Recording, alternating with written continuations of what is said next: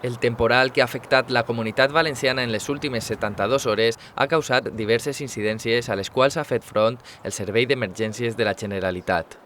El president Ximo Puig ha destacat la labor de totes les persones que conformen l'equip del 112 en la seva visita al Centre de Coordinació d'Emergències a l'Eliana. La coordinació és bàsica de tots els cossos de seguretat, de tots els mecanismes de defensa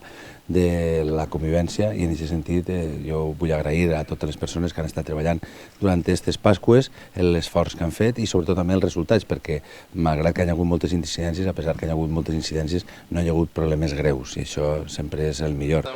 Així mateix, el president també ha visitat les instal·lacions de la caserna de la Guàrdia Civil de Montcada, la comissaria d'Abastos de la Policia Nacional i la Jefatura Superior de Policia de València per a realitzar un seguiment de les pluges i el temporal marítim.